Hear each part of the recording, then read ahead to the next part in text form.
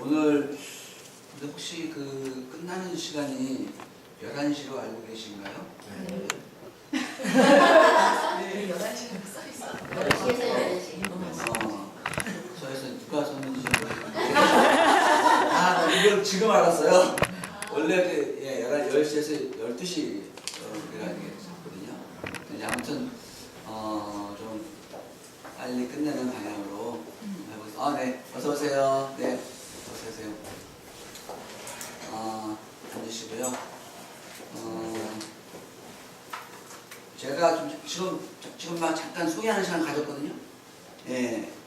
그래서 한번 그 옆에서 그 우리 어머니부터 학생하고 있는 학교 뭐 역사 잠깐 뭐 이렇게 설명드리고 어떻게 좀 진행되어 왔는지를 잠깐 말씀드리고, 그다음에 학교가 이제 가지고 있는 기본적으로 기독교 교육에 대한 생각들, 그래서 그것이 어떤 것들이 있는지를 좀 나눠주셨는데,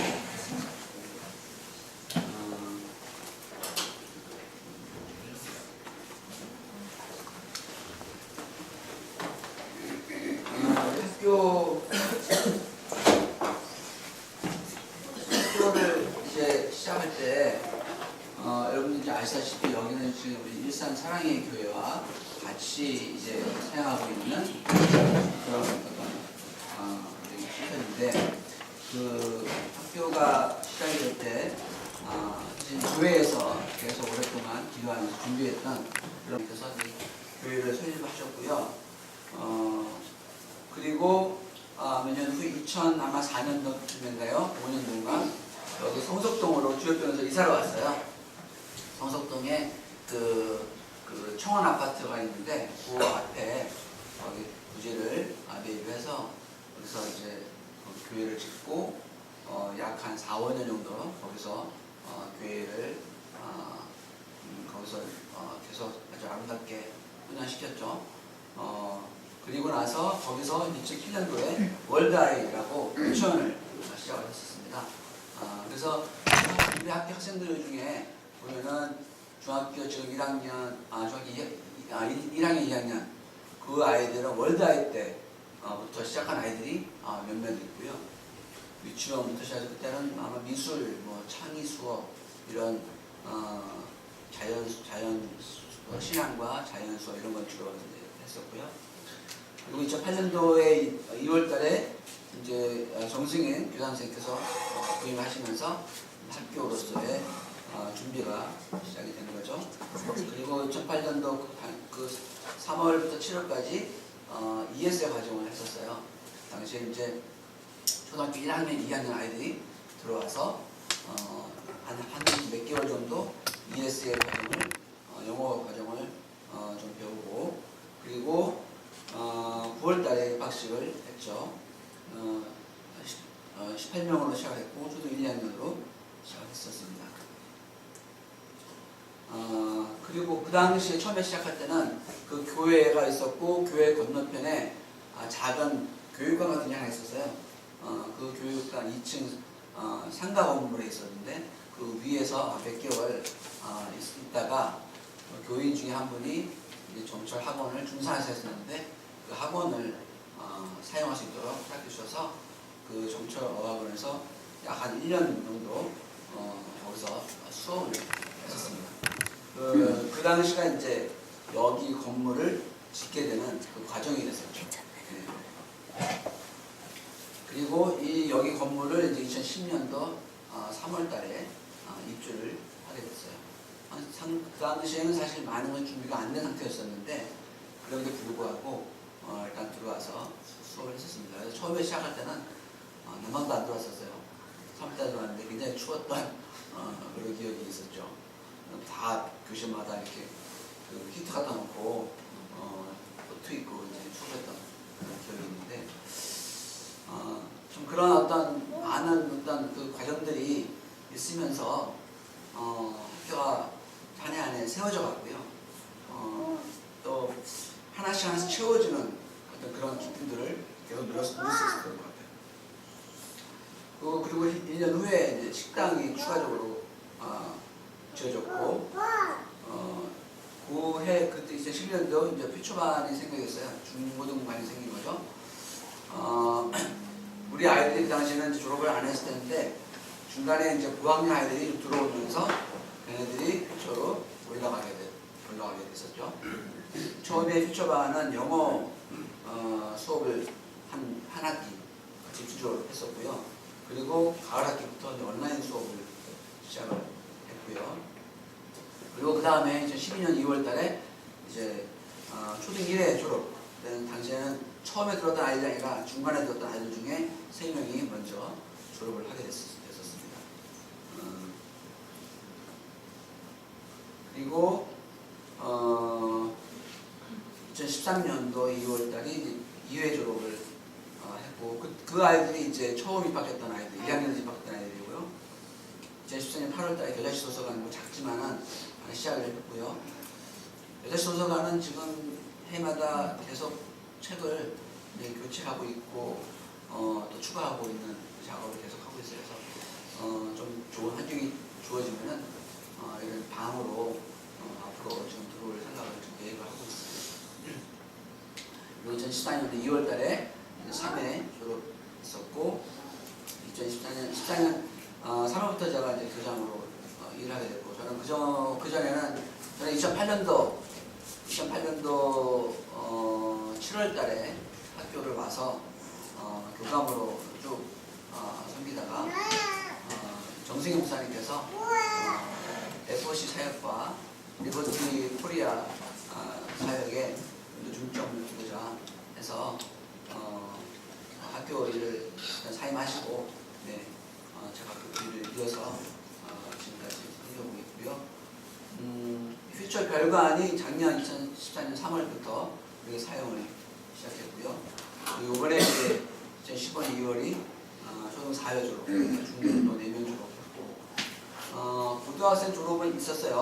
두 명 정도가 있었는데 남매들이 들어와서 하나는 1년, 하나는 1년 반, 약 2년 정도를 공부하고 마쳤고 그 친구들은 이제 리버티 대학 온라인 과정을 한 명은 지금 하고 있고 한 친구는 군대를 작년에 갔죠. 그래서 그 친구들은 리버티 대학을 좀 생각하고 있고 누나는 지금 온라인 과정을 많이 진행을 해서 3학년으로 편입을 올해 5월인가 그렇게 좀 준비를 하고 있는 걸 알고 있고요. 동생은 지금 이제 군대가 있는 상태죠. 사실 지금 보니까 우리가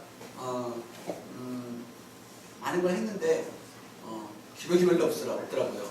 그래서 아쉬웠어요. 우리가 이게 좀 기록을 철저하게 좀 해놔야겠구나 그런 생각을 좀 가졌고, 근데 이런 그 과정들이 지나면서 사실 학교가 처음에는 뭐 진짜 아무것도 없는 상태에서 아무것도 없는 상태에서 했는데 처음에 초등학교 1, 2학년을 보내면서 주로 이제 일산사랑교회 그때 그 당시에는 학부모들이 이제 많았죠. 그분들이 정말 비전을 가지고 믿음을 가지고 보냈었어요. 그분들이 씨앗이 됐었고 그분들 통해서 계속해서 학교가 지금까지 성장할 수 있게 된 것 같아요. 올해 또 특별히 좀 신선들도 많이 좀 모집이 돼서 지금 약 한 92명 정도 학생이 지금 함께 공부하고 있는데 앞으로도 더 정말 알찬 점점 더 커리큘럼도 그렇고 프로그램도 그렇고 모든 시설도 그렇고 좋아지고 있다는 확신을 가지고 있고 아이들이 일단은 먼저 변화되고 성장하는 것을 이렇게 보면서 참 감사하죠.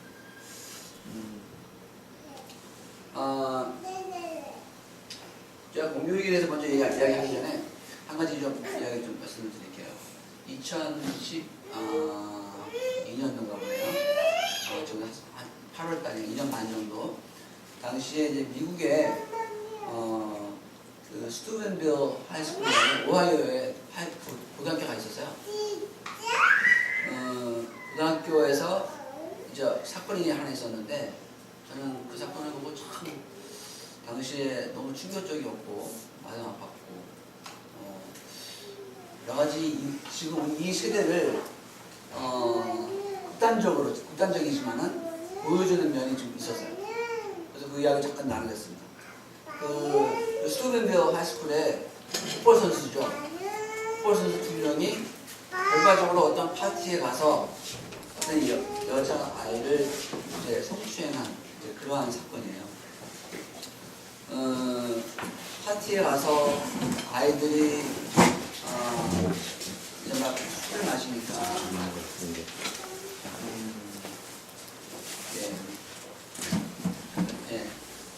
마시니까 이제 한 아이가 여자아이가 너무나도 많이 쳐요. 그래서 이제 의식을 잃어버렸거든요.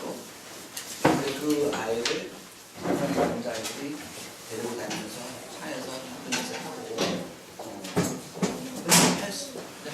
이번에는 또 참 충격적인데 충격적이면서 그런 것을 다 찍었어요.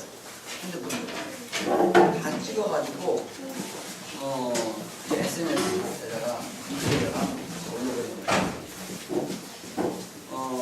그것도 충격적이지만은 또 하나는 그게 아주 은밀한 곳에서 일어나는 것이 아니라 모든 사람들이 보는 장소에서 일어나는 거예요. 파티니까 사람들이 많을 거 아니에요. 많은 사람들이 오고 가는 그러한 그래서 그러한 일이 나중에 인터뷰한 거를 이렇게 보니까 그 친구는 이제 그 두 명은 그 재판을 받고 컨택돼서 유죄 판결을 받고 이제 청소년이었기 때문에 아주 1년 정도 이렇게 형을 살고 나왔어요. 형을 하고 나와야 하는 이유가 자기는 그 당시 그것이 레이프 이걸 몰랐다는 거예요. 그런 어떻게 그런 얘기 할 수 있을까? 도저히 이해가 안 가는데 본인은 몰랐다. 지금 와서야 이제 그걸 느낀다는 거죠. 자기의 그런 행동이 얼마나 이렇게 정말 다른 사람을 죽이는 이런 행동인지를 본인이 몰랐다. 그리고 그 사건 그 2명이 그 학교의 유명한 풋볼 선수였어요. 그리고 그러면서 그것을 알게 된 주변 사람들, 교사들, 코치들이 이거를 어떻게든지 그 아이를 커버해주기 위해서 계획을 짜고 거짓 증언하고 이런 것들이 또 계속 밝혀져요. 이제 이런 거를 보면서 지금 우리 아이들 도덕적인 개념들, 도덕의 개념이 지금 완전히 무너진, 무엇이 어떻게 그런지 전혀 공감하지 못하는 그런 아이들. 자신들이 그런 엄청난 일을 저지르면서 SNS 너무나도 우리 아이들도 너무 많이 사용하는 거 아니에요. 매개체잖아요. 그것이 그렇게 악용되고 있다는 그런 현실. 또 놀라운 것은 그 여자아이가 그런 성추행을 당하는데도 주변의 아이들이 아무도 그 아이를 도와주지 않았다는 거죠. 그러니까 어떻게 보면 나만 그냥 괜찮으면 되는 거예요. 자기만 괜찮으면 되는 그런 시대. 어떤 정말 극단적 이기주의라고 볼 수 있겠죠. 그리고 거기서 내가 뭔가 나서서 뭐 하면은 내가 이상해지는 그런 분위기. 그냥 거기서는 막 웃고 떠들고 쟤는 저런 거 다 해도 그냥 저렇게 돼도 뭐 정말 그런 마땅한 아이야. 지가 왜 이렇게 술에 취해가지고 저렇게 되냐. 이런 식으로 비난밖에 안 한다는 거죠. 그러한 어떤 물론 그것이 그 나라의 미국에서만 일어나는 일일까. 그러한 어떤 아이들의 도덕관념이라든가 자기 이기주의라든가 이런 것들이 꼭 그 나라에만 있겠어요. 저는 절대 그렇지 않다 생각하고 우리의 세대를 볼 때도 정말 옳은 것을 위해서 선택할 수 있고 옳은 것을 위해서 용기를 가지고 나설 수 있고 그러한 학생들이 너무나도 부족한 그런 현실에 우리가 살고 있다. 참 암울한 현실.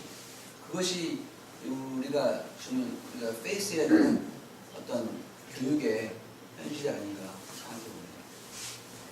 그래서 우리가 추구하고 있는 이런 기독교 교육이 정말 더 필요한 상황이 아닌가 싶어요.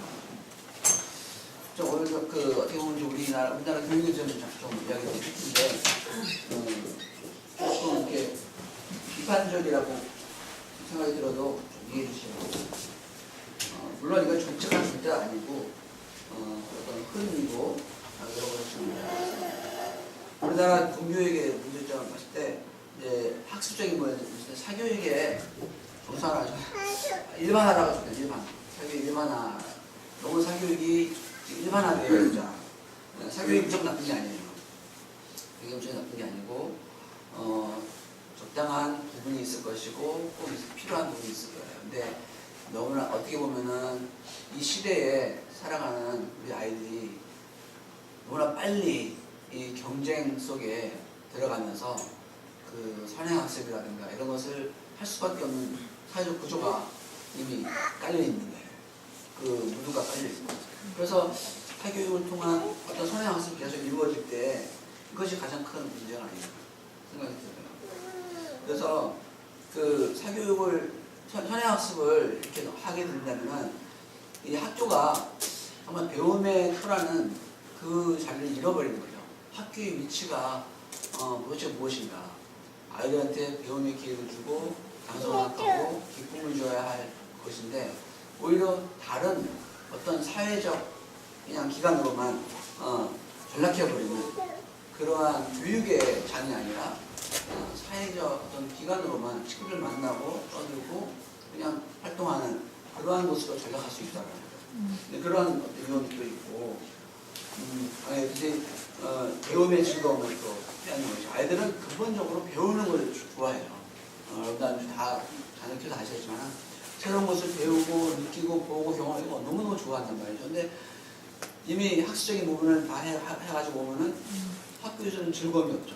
학교 다녀야 할 의미를 못 찾고 거기서 배워야 할 느껴야 할 즐거움을 잃어버리죠. 빨리 가야 될 것 같은데요. 네.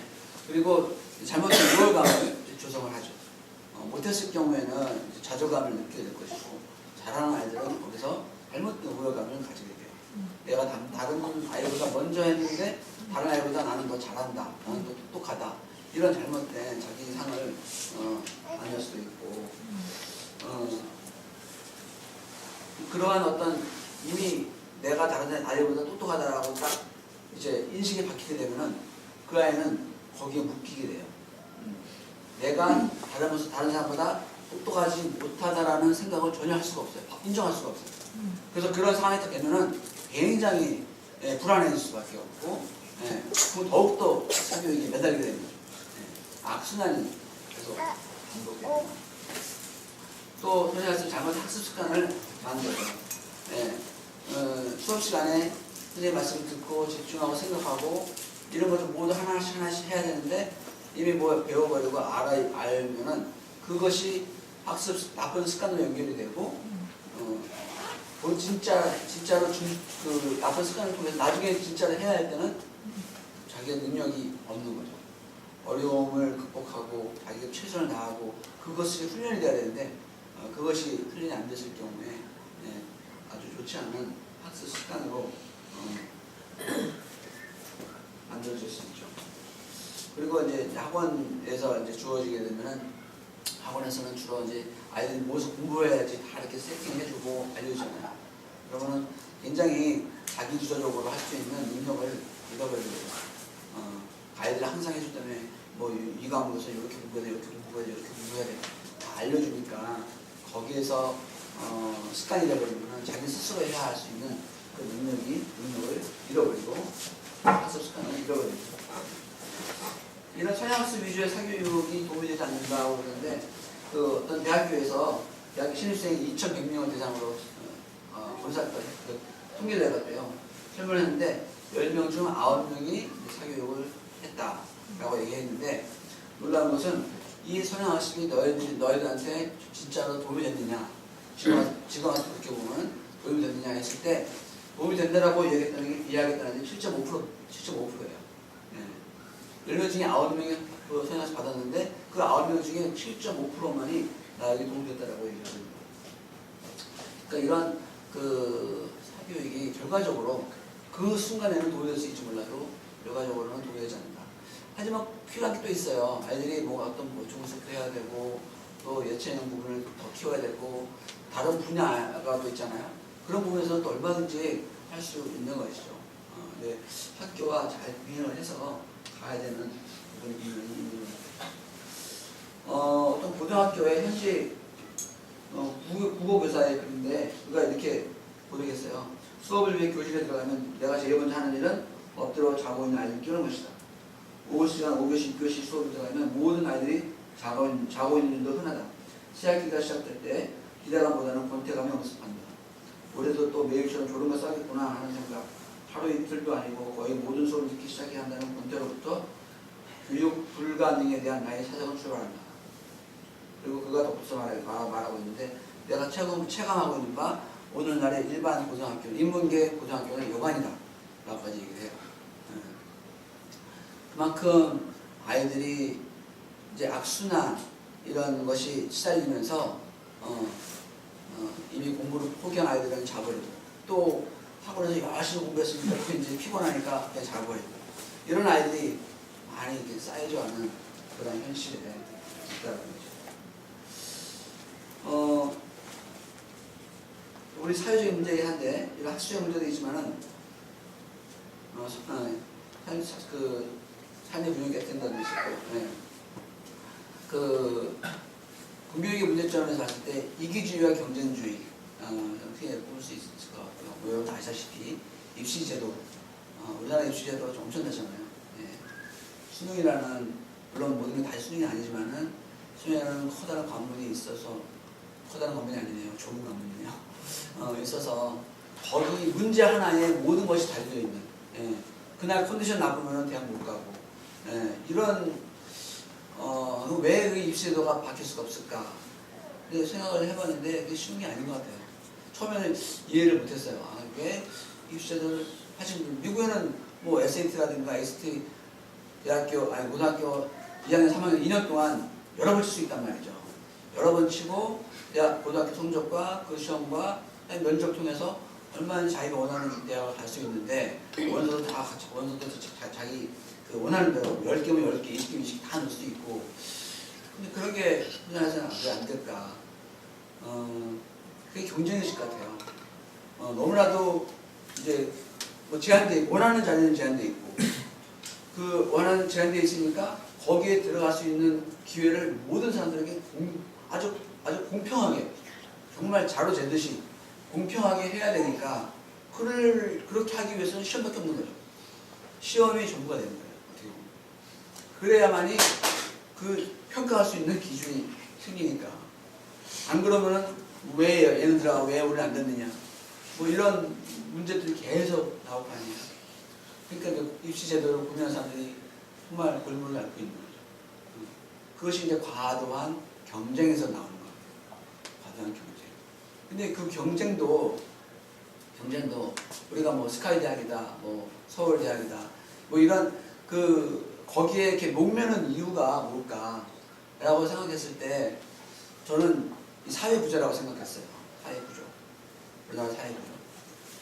물론 이것이 전부는 아니겠지만 지금 저의 순수한 저의 생각입니다. 사회 구조가 우리나라는 좋은 대학을 나오고 뭐 대기업이나 아니면 이런 데 휴식하지 않으면은 살기가 일단 힘들어지는 사회죠. 현지국 같은 나라에서는 미국 같은 데서는 사실 개인 인건비, 노동의 대가가 굉장히 높아요. 이런 우리말로 얘기하는 누가다 블루 칼라들이 어떤 기술을 가지고 일을 해서 노동을 통해서 받을 수 있는 그것들이 굉장히 높아요. 근데 우리나라는 굉장히 적어요. 그게 상대적으로. 그러니까 사람들이 당연히 블루 칼라 일들을 할 수가 없는 거예요. 이제 미국 같은 데서는 웬만한 기술이 있으면은 소위 말하는 미들 클래스의 삶을 영위할 수 있어요. 미들 클래스라는 것은 집을 자기가 소유할 수 있고, 물론 이제 다달이 내겠지만은 집을 소유할 수 있고 보통에는 차가 2대가 있고 1년에 한 번 여행할 수 있고 이런 거를 미들클래스라고 얘기해요. 근데 그냥 뭐 어떤 기술 하나만 있어도 이 미들클래스 삶을 영위할 수 있어요. 우리나라는 현실적으로 그렇게 안 되는 것 같아요. 이 블루칼라들이 인건비가 너무 적기 때문에 너무 힘든 거예요. 그러니까 이제 자꾸 공부를 해서 뭐 엘리트가 돼서 대기업에 가고 이런 걸 해야만 살아남을 수 있다라는 그 사고 방식이 물론 이거 변하고 있는 것 같아요. 제가 봤을 때는 많이 변하고 있는 것 같아요. 대기업에서도 그걸 많이 노력하고 있고 있지만 아직까지는 시간이 많이 더 필요합니다. 그래서 전체적인 어떤 노동의 대가가 올라가야 되는데 그 정도 된다면 우리나라가 더 선진국가가 돼야 돼요. 아직은 그것이 좀 부족한 하다. 그러니까 아이들은 더 이렇게 매몰 수밖에 경쟁주의 매몰 나갈 수밖에 없는 그런 시대에 살고 있지 않은가. 그래서 그런 거는 참 안타깝죠. 뭐 누가 이렇게 딱 고칠 수 있는 것도 아니고 사회적인 부족이기 때문에 언젠가는 근데 이것이 계속해서 그쪽으로 나가야 돼요. 네. 뭐 그런 어떤 제도 속에 우리가 알고 있고요. 관계적인 문제를 봤을 때 그 학교 폭력도 굉장히 많이 있어요. 괴롭힘, 왕따, 욕설, 폭행, 금품 갈취 이런 것들도 계속 있고 경찰 신고가 이제 매월 1000건 이상 된다고 하는데 이제 3, 4월은 3,000원 건도 올라간다. 이거는 새로 이제 학년이 성장이 되면은 서로 이제 우열을 가리기 위해서 굉장한 어떤 그런 싸움들이 일어나고 된 거죠. 치열한 갈등들이 나라에서 존재하기 때문에 몇 배가 이제 올라간다고 그러고 117 한국 폭력 원스톱 콜센터인데 거기에 13년도 8만여 건이 접수했는데 그중에 5만여 건이 학생이 직접 접수했어요. 이게 처음에 생겼을 때는 주로 접수자가 학부모였어요. 학부모가 주로 이제 내 아들들 너무 이제 안타까우니까 도움을 요청하고 하는데 지금은 아이들이 직접 한다는 거예요.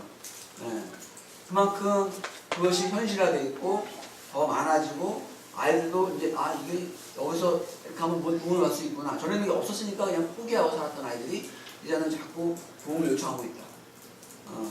그만큼 이제 그러한 어떤 상황들이 굉장히 심각하다는 볼 수 있고 또 하나의 문제는 교권 침해예요. 교권 침해는 교사들을 향한 주로 일들이겠죠.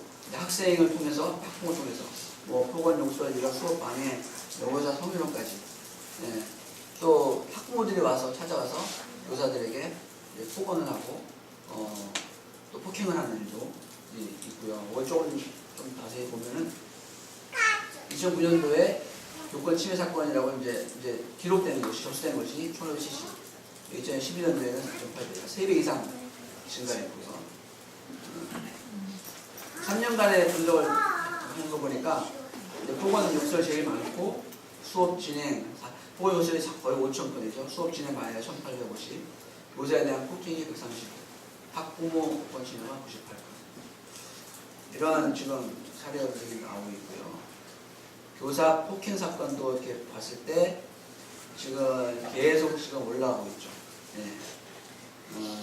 2006년 7건으로 시작해서 14년도는 지금 146건 교사 폭행으로 협박도 포함되어 있고요. 이런 어떤 추세들이 지금 계속 일어나고 있습니다. 이것은 그 학생 인권 조례라고 2010년도부터 제가 시작된 걸로 알고 있는데 경기도 교육청마다 이렇게 시작하더라고요. 경기도 교육청부터 시작을 했고 그리고 이제 2012년도인가 서울에서도 하고 지금 계속 이제 지방으로 계속 퍼져나가고 있는 학생의 인권을 존중해주자. 굉장히 좋은 취지입니다. 굉장히 좋은 취지인데 이것이 상당히 악용될 수 있는 부분들이 많이 있어요. 교사들의 어떤 권리라든가 교사들의 의도라든가 이런 다 빼앗아 버리고 학생 위주로만 바라보니까 학생이 무슨 문제가 생겨서 교사가 처벌한다고 하면 바로 핸드폰을 탁 꺼내면서 촬영을 해서 들어가 버리니까 교사들도 이제 어떻게 할 수 없는 학생들이 선생님 말씀 순종하지 않고 했을 때 정말 자꾸만 말 한마디도 하기 힘든 상황이 되거든요. 뭐 좋은 것이 많이 있어요. 체벌받지 않은 권리, 폭력으로부터 자유라고 법률 이런 것도 참 좋은데 뭐 두발 복장 자유화를 개성에 실현하는 권리라든가 소지품 검사 금지, 휴대폰 사용 자유, 사생활의 자유 보장 이런 것까지 다 모든 그러니까 학생들이 가지고 있는 권리를 다 존중해주고 학교에서 학생으로서의 본분을 뺏어가 버린다면은 그것은 누구를 위한 권리 보장인지 알 수가 없는 거죠. 그리고 그런 어떤 현실 속에 우리가 살고 있는 것이죠. 네.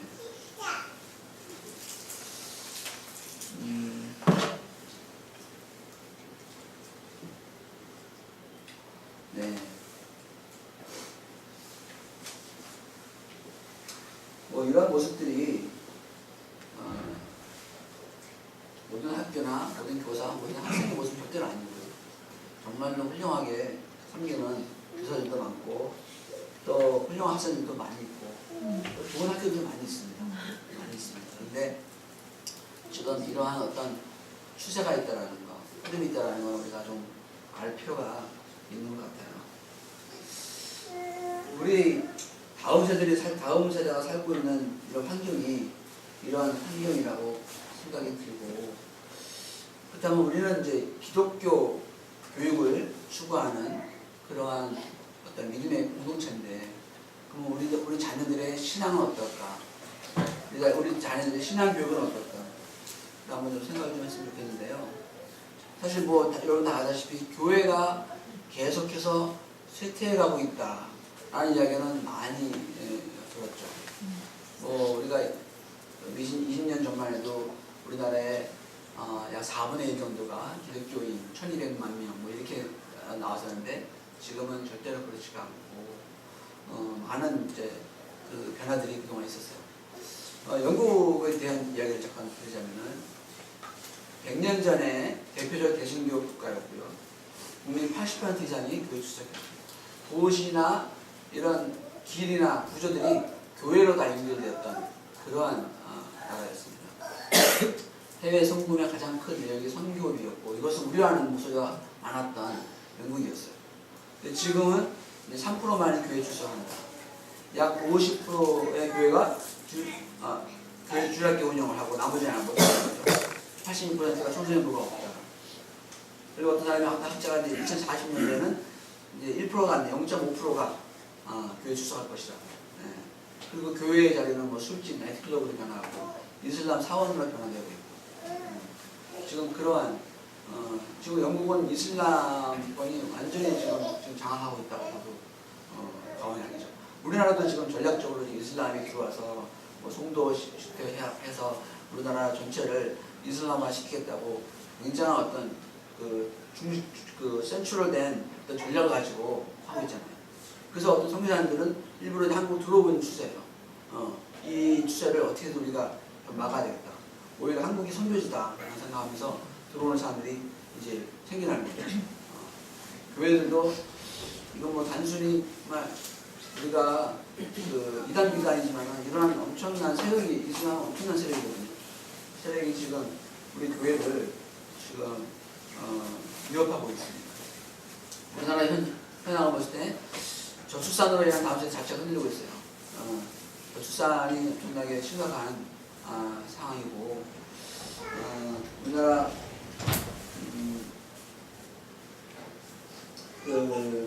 옥스퍼드 대학의 데이비드 코넬이라는 교수가 우리나라가 지금 저출산율이 가장 낮잖아요. 세계 1위죠, 그것도. 근데 이분이 그 계산하기를 2305년, 그러니까 지금부터 약 300년 후가 되면 우리나라가 지구상에서 없어질 것이다. 예. 이대로 간다면은 우리나라 국민이 지구상에서 소멸되는 국가 1호가 될 것이다 라고 얘기했어요. 그러니까 이거는 분명히 어떤 국가적인 차원에서 정책들이 새롭게 나와야 되고 엄청나게 심각한 상황이 있습니다. 출산으로 인한 우리 노동력도 경쟁력이 너무나도 좀 떨어질 수밖에 없는 교회를 봤을 때는 아까 이제 잘못 썼네요.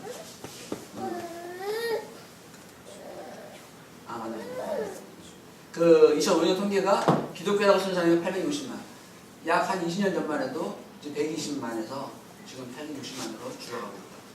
주일학교 학생 수가 이제 87년도에 약 50%였는데 전체 그 교인들의 약 50%. 네, 94년 또 2004년 계속 줄어들고 있죠. 아턴츠 2014년 통계에 의하면은 9,000개 교회 중에 주일학교 운영하는 데가 50%밖에 되지 않아요. 나머지는 주일학교 운영을 안 한다는 거예요. 다음 세대가 없어지고 있는 거예요. 교회 절반이 지금 주일학교 운영을 못한다는 것은 다음 세대 교육에 있어서 심각한 문제를 보여주고 있는 거예요. 단순히 저출산의 문제만은 물론 그것도 큰 핵심이 되겠지만은 그간에는 교회가 다음 세대에 대한 정말 그 포커스를 정말 잃어버리고 있는 거예요. 많은 교회들은 우리 아이들보다는 성인들을 위주로 모든 프로그램이 진행될 때가 많습니다. 왜냐하면 성인들이 들어와야 교회가 유지되기 때문에 헌금이 들어오고 유지되기 때문에 거기에 급급한 교회들은 다음 세대에 대해서 투자할 수 있는 여력이 없어요. 그래서 요즘에는 이제 좀 주변에 보면은 아예 그러한 것을 이제 염려해서 교회 개척을 다음 세대 중심으로 하는 교회들이 생겨나요. 그러니까 굉장히 바람직한 일이라 생각이 들어요. 어른들도 중요하지만 어른들보다 다음 세대에 먼저 초점을 줄 수 있는 교회, 그런 교회가 앞으로도 성장할 수 있고 그 다음 세대를 통해서 어른들도 들어올 수 있고 이렇게 생각을 해야지 오히려 어른들에게 초점하시면 다음 세대를 그냥 잃어버려요. 다행히 우리 교회 일산산의 교회가 다음 세대에 대한 비전이 확실하고 또 그것으로 인해서 학교가 생겨난 거예요. 다음 세대를 위한 비전을 통해서 양적으로 이렇게 좀 줄어들고 있는데 그 질적인 교육은 어떤가? 우리 교회 지금 현재 진행되고 있는 교회 학교 들의 통계를 이렇게 봐도 3분의 1 정도 지각한다 그래요. 그리고 그 4분의 1 정도 결석하고 그 결석의 가장 큰 이유가 시험 보기 때문에 특히 이제 한명 올라갈수록 심해집니다. 어떤 성경과 구원에 대한 의미를 모르고 자라나는 그런 세대입니다. 고등부 아이들이 청년부로 이어지는 확률이 30%라 그래요. 고등부까지는 어쩔 수 없이 뭐 다녔다 하더라도 청년이 딱 되면서부터 교회를 발걸음을 끊는 아이들이 70%가 된다는 거죠. 참 안타까운. 그리고 그 고등부 후에 성인이 돼서 교회를 계속 나오는 확률이 15%밖에 안 된다는 거죠. 15%, 17%. 죄송합니다. 제가 아무런 이야기 자꾸 말해서. 근데 지금 우리가 현실 분명히 알아야 돼요. 이러한 현실 속에서 우리 아이들이 교회에서 제대로 된 신앙을 갈 수 있느냐.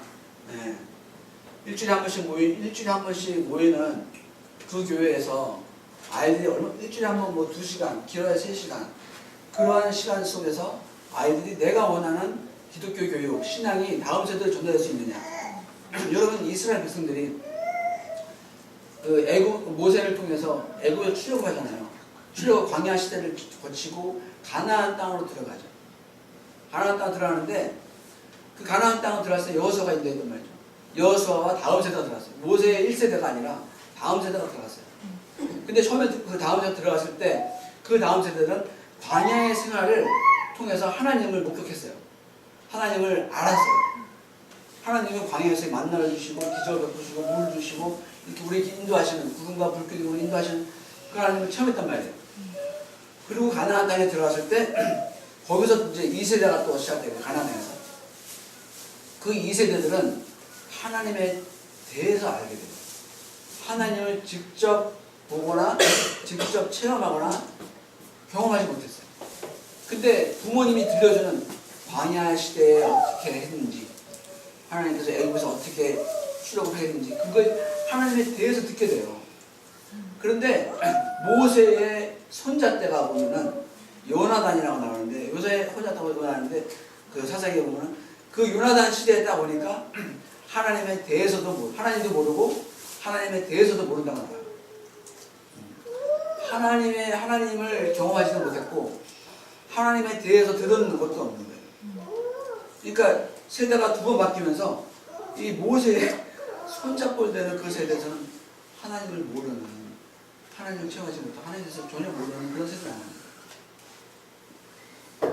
두 세대만 지나가면은 이 신앙의 그 흐름이 끊겨버리는 거예요.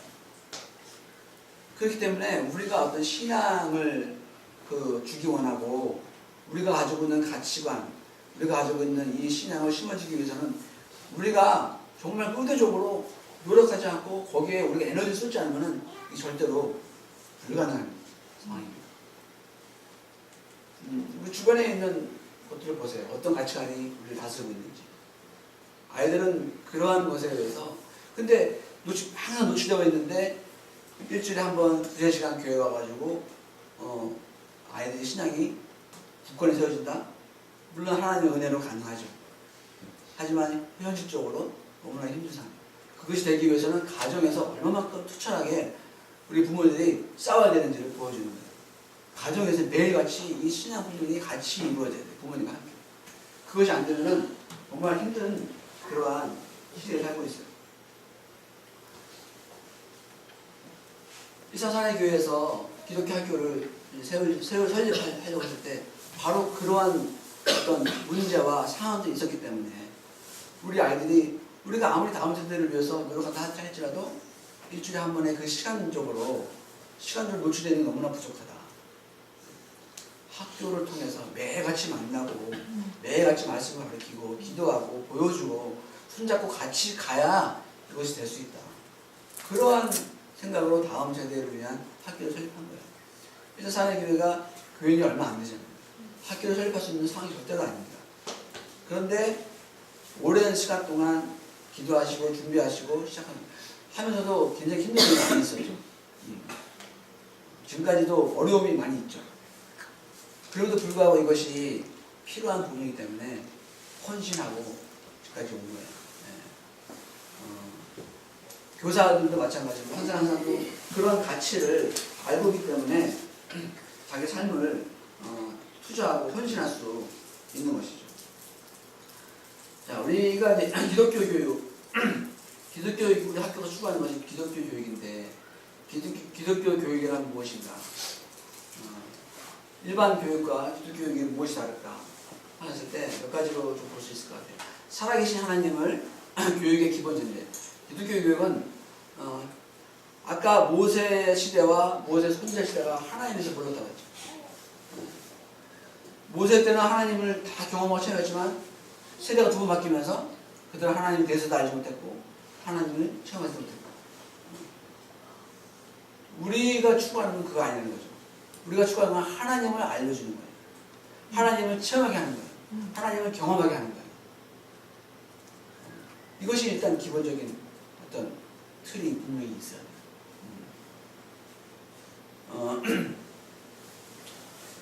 사실 뭐 이런 얘기 많이 할 수 있지만 어제 좀 있었던 일 잠깐 좀 제 아들 얘기라서 좀 쑥스러운데 자랑 좀 하겠습니다. 어제 아침인가 그저께 아침인가 한번 얘기를 했어요. 아침 먹다가 엄마가 이제 조그만 도넛가 있었어요. 그래서 도넛을 먹고 싶어 했는데 시간이 여의치가 않아가지고 그럼 그 다음날 간식을 사줄게. 그랬더니 얘가 막 슬퍼하는 거예요. 뭐가 되는데 왜 슬퍼하냐고 봤더니 간식을 싸주면은 아이들하고 반에서 다 간식 나눠 먹는다는 거예요. 나눠 먹는데 자기가 먹는 게 나눠주는 나는 없다라는 거지. 그게 슬픈 거예요. 그래서 생각하다 그러면 너는 다른 친구들이 싸우면은 다른 친구 간식도 나눠 먹을 거 아니야. 그러니까 대답이 시끄럽지 않아요. 그래서 왜 안 주냐? 그러니까 뭐 주는 애도 있고 안 주는 애도 있다 그래요. 아니 선생님이 그렇게 규칙을 만들었는데 왜 안 줘? 선생님이 규칙을 따르지 않는 거네. 그러니까 따르지 않는 거네. 그래서 누가 그러니까 누구도 이렇게 안 주는 그래서 근데 마음이 좀 불편하더라고요. 그래서 왜 그럴까? 엄마한테 좀 얘기를 하라 그랬어요. 나 이제 시간이 없어서 하지 못하니까 자세히 얘기를 얘가 좀 마음이 상처가 있는 것 같다. 또 얘기를 했더니만 이제 그 친구 중에 하나가 자신은 좀 이렇게 왕따처럼 같이 놀 때도 축구할 때도 걔한테 공 안 주고 같이 안 하고 그런 경우 몇 번 있었던 거예요. 그리고 간식도 이제 걔가 이제 안 주니까 옆에 있는 친구도 안 주기 시작하고 그 마음의 상처가 있었던 거예요. 그래서 엄마가 그랬대요. 그러면은 너 오늘 가서 그 친구한테 얘기를 해라. 네가 내가 이렇게 했는데 나는 굉장히 슬프다. 왜 그런지 좀 알고 싶다. 네가 용기를 해서 이렇게 얘기를 하라고 이제 알려줬어요. 알렸는데 얘가 이제 어제 아침에 학교에 와가지고 성경 시간을 딱 이제 하고 나서 마음이 막 이렇게 뛰는 거예요. 이제 말을 하려고 하니까 마음이 막 불안하고 막 뛰고 내가 할 수 있을까? 막 이러는데 이제 성경 시간 하면서 기도를 하게 했대요. 기도를 막 하고 하나님 도와달라고 이렇게 기도를 하고 성경 시간이 끝나고 바로 찾아가가지고 얘기를 한 거예요. 야, 네가 요즘에 나한테 이렇게 하는데 내 마음이 참 슬프다. 또 왜 그러니? 뭐 그냥 아무 이유가 없어요. 이게 잘 설명 안 해주는 거예요. 본인도 왜 몰라서 그럴 수도 있고 아무튼 대답은 시원찮게 안 나왔어요. 그런데 경민이는 이제 그런 대답을 듣고 그래? 근데 앞으로는 좀 안 했으면 좋겠다. 우리 좀 사이좋게 지내자. 이런 식으로 얘기를 한 거예요. 그랬는데 이제 그러고 나서 집에 와서 한 얘기가 자기가 그 얘기를 했는데 하고 나서 날아갈 것 같아요. 자기 등에 벽돌이 확 이렇게 누워 있었는데 그 벽돌이 그냥 날아간 것 같다. 그 벽돌이 오히려 이렇게 차고차고 쌓아가지고 내가 이렇게 무슨 멋진 건물을 짓는 그런 느낌이 났다는 거예요. 그래서 그 아이의 대답과 관계없이 자기가 그런 것을 이야기함으로써 오늘 자유함을 체험한 거죠. 네. 그냥 마음속으로 꼭 앓고 있고 이러다가 이거를 이렇게 표출하고 나니까 굉장한 자유함을 본인은 체험한 거예요. 자, 이 얘기는 무슨 얘기냐. 그 아이들을 이렇게 보다 보면은 우리 학교 아이들과 일반 학교 아이들과 어떤 상황을 대처하는 방법이 정말 다른 걸 느껴요. 정말 달라요. 어떤 신앙적인 부분이 우리 아이들이 얼마나 신앙적일까. 근데 물론 아이들만 차별이 있어요. 근데 정말 말씀 안에서 기도하면서 순종하면서 하는 애들이 있어요. 많아요. 물론 이제 아이들이 크면서 청소년기를 지나면서 그것이 흔들려요. 당연히 흔들립니다. 흔들렸다가 다시 돌아오는. 근데 어렸을 때 이 하나님에 대한 말씀에 대한 신앙의 훈련을 이렇게 투철하게 해줬던 아이들은 정말 다르더라고요. 네. 그래서 제가 제 아들 얘기해서 죄송스럽긴 한데 최근에 있었던 일이라서 좀 나누고 싶었어요. 그 아이들이 그 상황을 대처하는, 훈련하는 그것이 신앙 안에서 하나님의 기준 안에서 이루어진다는 거 너무나도 중요한 거거든요. 그래서 우리 학교 기독교 교육의 원천이 그 전체가 하나님을 교육한다. 하나님을 알아간다. 하나님을 체험한다. 하나님께 반응한다. 이러한 것이 분명히 필요하다는 것이고, 그리고 사람을 바라볼 때 사람을 하나님의 형상대로 지음받은 피조물로 인식한다는 거죠. 단순히 교육 대상이 아닙니다. 지식을 전달해야 할 대상이 아니고 내가 원하는 규정과 규칙을 뭐 이렇게 퍼부어야 하는 그런 대상이 아니고 하나님의 형상으로 지음받은 피조물. 너무나도 귀한 분이잖아요. 입시를 위한 대학을 위한 대상이 아니라 하나님의 형상을 더 드러내야 할 영광스러운 피조물이라는 거죠. 그것을 저와 우리 학부모와 교사들이 다 동일하게 가져야 돼요. 동일하게 가지고 좀 아이들 한 영혼 한 영혼 바라볼 때 이러한 마음과 이러한 태도로 우리가 그들을 바라봐야 되는 것이죠. 그리고 바라보고 있고 선생님들을 보면 참 저는 정말 감동할 때가 많습니다. 예, 선생님들 너무나도 귀한 분들이 많고요. 저 같으면 그 순간에 막 화내고 야단칠 것 같은데 선생님들은 안 그래요. 안 그러고 오히려 들어주고 타일러주고 기도해주고 이런 분들 보면서 그거를 통해서 아이들이 변화한다 생각이 듭니다. 교육 내용을 봤을 때 하나님의 계시인 일반 계시와 특별 계시인 성경을 교육의 근본 내용으로 삼는다. 일반 계시, 모든 지식은 하나님의 일반 계시입니다. 예. 모든 그래서 그것을 우리 아이들이 배워야 돼요. 그것을 통해서 또 세상을 섬겨야 되고 세상을 향한 하나님의 목적이 있잖아요. 그리고 이제 정승희 목사님께서 말씀하신 하나님의 목적 안에는 큰 그림이 있어요. 큰 그림은 구원을 향한 하나님의 목적이 있다는 거죠. 인류들을 한 영혼들을 구원시키고 가정을 구원하고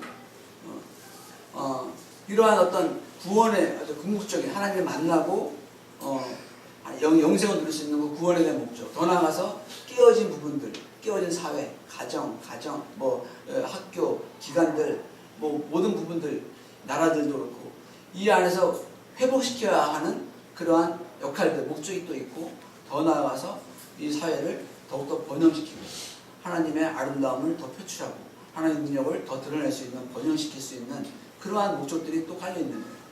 그러니까 우리 아이들이 하나님의 목적을 섬기는 다음 세대다 그랬을 때 구원에만 이제 국한되어 있는 것이 아니라 구원과 회복, 번영 모두에게 열려 있는 거예요. 그것이 다 하나님의 큰 그림 속에 있다는 거죠. 그래서 우리가 일반 계시를 통해서 그런 하나님의 목적을 섬길 수 있도록 준비시키는 건 너무 중요한 부분입니다. 그래서 열심히 학과부터 가르치고 영어도 가르치고 예천도 가르치고 다 가르치는 거예요. 더 나아가서 더 성경을 특별 계시의 성경을 교육의 근본 삼는 어떠한 일반 계시도 우리가 알고 있는 지식도 성경을 초월할 수는 없다는 거죠. 성경이 어떤 마지막 마지막 어토리티가 되는 거죠. 권위가 되는 거죠. 그래서 성경에서 가르치는 가치관이 하나의 커다란 틀이 되어지는 것이고 그 안에서 우리가 옳고 그름을 배우고 그 안에서 하나님의 목적을 분별하고 나가는 성경과 특별 계시와 일반 계시를 함께 배우고 나아가는 그러한 어떤 교육 콘텐츠가 될 수 있습니다. 우리 교육 목표는 그리스도의 구속과 경험적이고 인격적인 반응을 목표로 합니다. 그리스도의 구속. 네. 일단 우리 한 사람이 예수님을 만나고 인격적으로 만나야 돼요. 그 안에서 예수님을 통한 자유함을 누려야 되고 그 안에서 하나님께서 주시는 꿈과 비전을 찾는 거죠. 그 하나님께서 우리에게 사랑과 은혜로 우리 만나주시고 회복시켜주시고 은혜를 주시면은 거기에 대한 반응이 있는 거예요. 그 반응을 인격적으로 또 경험적이고 이런 반응을 할 수 있도록 하는 것이 우리의 목표라는 것이죠. 네. 그래서 그 아이들이 사회에 나갔을 때 신앙인으로서 반응할 수 있고 신앙인으로서 하나님의 영광을 드러낼 수 있는 그러한 삶입니다. 그리고 기본적 이 모든 것을 가능케 하는 것은 성령님의 능력이라는 거죠. 우리의 지식과 경험 중요합니다. 너무나 중요한데 하나님의 역사는 하나님의 방법대로 하나님의 힘으로 이루어져야 되는 것이죠. 그래서 매일같이 선생님들 함께 큐티하고 기도하고 나누고 한 사람 한 사람이 성령님의 도우심을 받는 거죠. 그래서 전체적으로 학교가 이 교육 공동체가 그리스도 안에서 하나 돼서 나아갑니다. 그것이 성령의 능력으로 그것이 가능하다.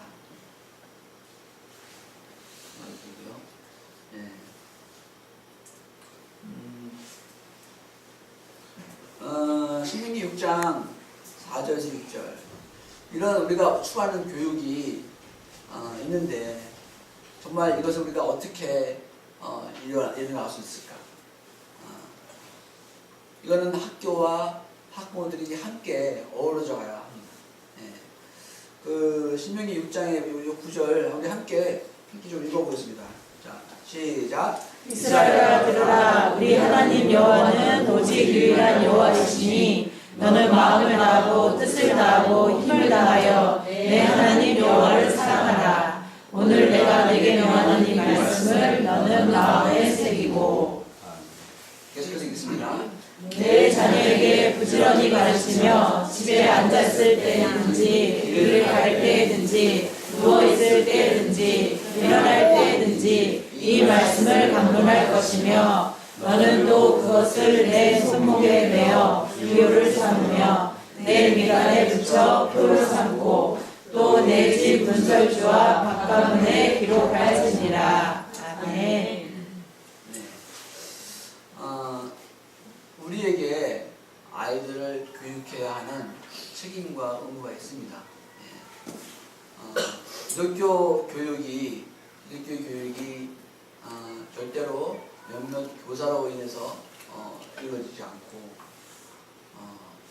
교사와 학부모가 함께 손을 잡고 그리고 하나님의 능력으로 그것이 이루어져야 합니다. 우리가 날마다 말씀을 가르치고 그들이 그 말씀대로 순종하고 배우고 살아가도록 말씀의 환경을 만들어주고 그러한 것이 너무나도 필요한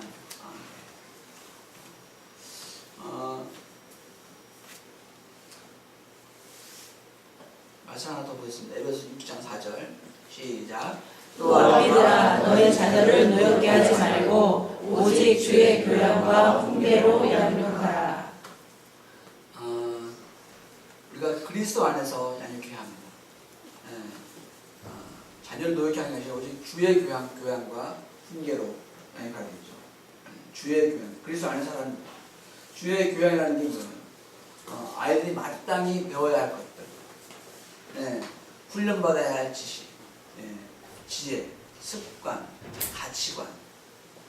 이 가치관이 너무 중요해요. 아까 서두에 제가 스토든베어 그 고등학교 이야기를 했는데 그 아이들이 가지고 있었던 가치관의 문제죠. 가치관. 물론 가치관뿐만 문제는 아니에요. 여러 가지 또 이슈가 있어요.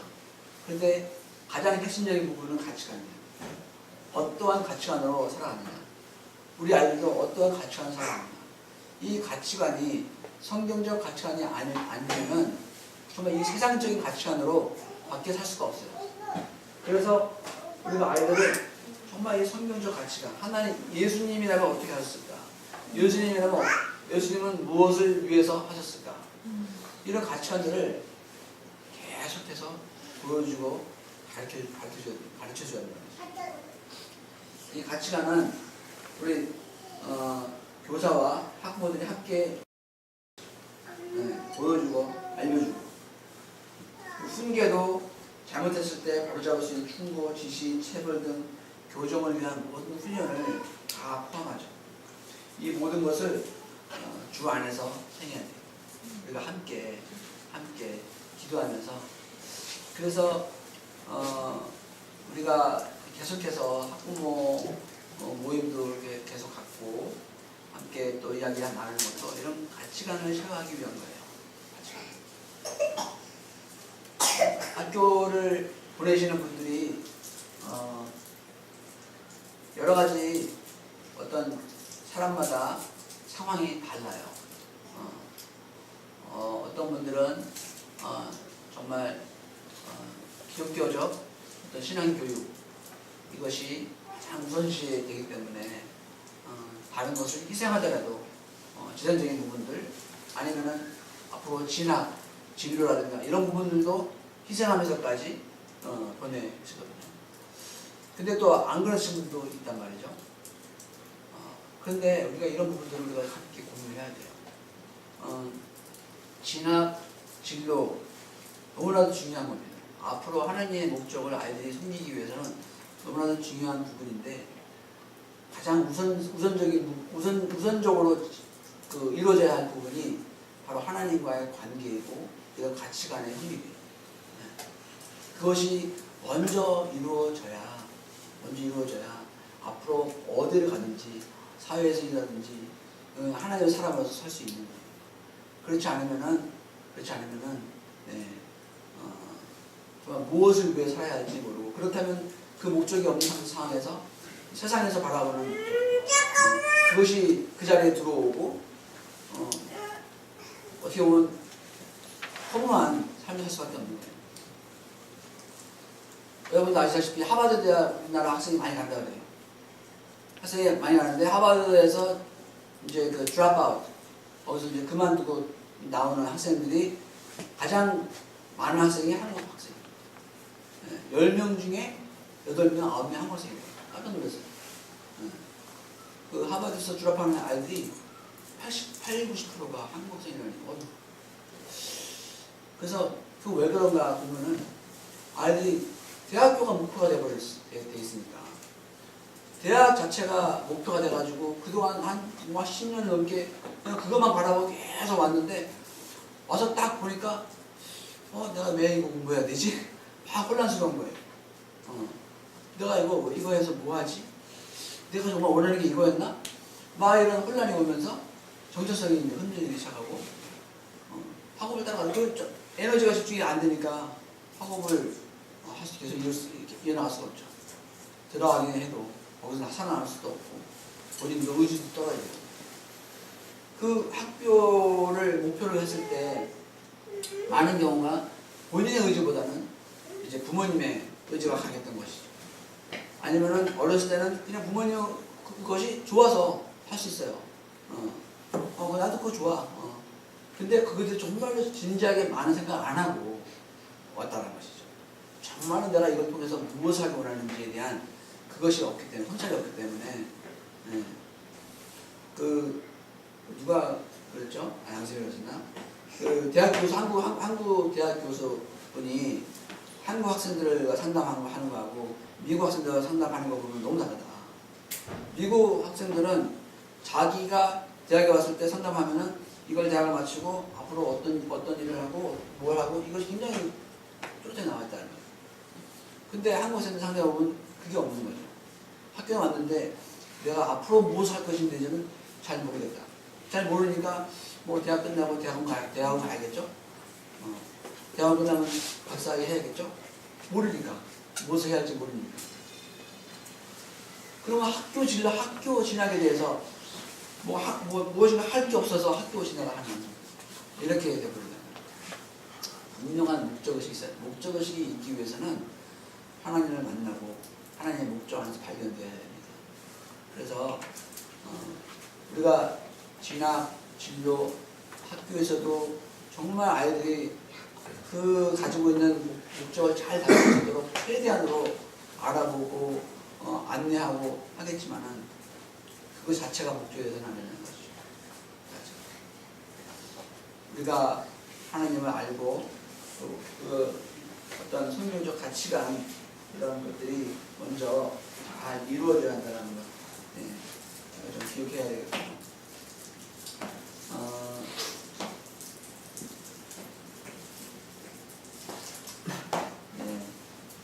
이렇게 학교에 대해서 뭐 이야기하시고 좀 많이 얘기한 것 같아요. 많이 얘기했고 우리가 이런 신앙교육과 함께 반드시 필요한 것이 성경적인 어떤 비전과 꿈, 그것을 우리가 잡아줘야 돼요. 그것을 위해서 우리가 우리 학교가 존재하고 있는 거예요. 아이들이 아까 얘기했던 하나님과의 관계, 지식을 배우는 것, 구속사에서 자기 스스로 반응하는 것, 인격적으로 반응하는 것, 성령에 의해서 진행하는 것, 이 모든 어떤 목표들이 있잖아요. 방법이 기독교 교육에 대한. 이것이 학교에서 우리가 그것을 추구하고 있고 그것을 위해서 커리큘럼과 프로그램을 준비하고 기대하면서 나아가고 그 안에서 아이들이 자기 비전과 꿈을 발견해야 돼요. 물론 학교를 벗어나서 얼마든지 다 가능합니다. 일반 학교도 마찬가지고 선교지도 마찬가지고 다 이것이 다 가능해요. 다 가능하지만 그 환경이라는 것 그것이 굉장히 중요하고 아이들이 가장 좋은 선택할 수 있는 그런 환경 우리가 만들고 주변의 사람들을 같이 함께하는 것 이것은 너무나도 필요한 부분이죠. 하나님께서는 어떠한 환경 속에서도 할 수 있지만 우리는 또 우리 아이들이 최상의 환경 속에서 하나님의 꿈과 비전을 찾을 수 있는 그것을 제공해야 되는 그 책임이 우리에게 있습니다. 여러분들이 어떠한 개인적인 어떤 마음으로 학교를 선택해서 보내실지 모르지만 정말 우리가 가지고 있는 이런 기독교 세계관에 기초한 이런 철학과 비전을 함께 공유하고 그리고 하나가 돼서 교육이라는 이 주체를 학교와 부모님이 함께 어우러서 함께 하시는 바람이 저한테 있고 또 그 안에서 하나님께서 허락하시면 바로 열매를 맺을 것이라고 확신합니다. 네. 네, 잠깐 기도하고 마실게요. 기도하고 마실게요. 사랑의 아버지 하나님 감사합니다. 오늘도 귀한 시간 하게 해주셔서 학교가 가지고 있는 가치관과 비전들, 교육의 필요성들에 대해서 많이 이야기 나눴습니다. 이 시대가 하나님의 가치관을 잃어버리고 왜곡하고 정말 그러한 시대에 살고 있지만 우리 하나님 믿는 백성으로서 깨어서 일어서서 다음 세대를 향한 열정과 비전을 가지고 그 믿음의 공동체 안에서 한 걸 한 걸 나아가기 원합니다. 주님, 새로 학교를 보내신 우리 학부모님들 그 마음속에 하나님께서 함께 해주시고 확신을 주시고 우리가 학교와 학부모와 함께 어우러져서 아이들의 신앙교육과 또 필요한 모든 교육을 함께 할 수 있는 그러한 믿음의 공동체 또 교육 공동체 될 수 있도록 인도하여 주시옵소서. 우리 아이들이 그 안에서 정말 하나님의 만들어 놓으신 계획하신 모든 뜻들이 온전히 이루어지고 성장하고 열매가 맺어지는 놀라운 은혜를 허락하여 주시옵소서. 행복하고 즐겁고 유익하고 정말 우리 모두가 함께 성장할 수 있는 그런 학교 될 수 있도록 주님 축복해 주시옵소서. 예수님의 이름으로 기도했습니다. 혹시 뭐 좀 질문이라든가 코멘트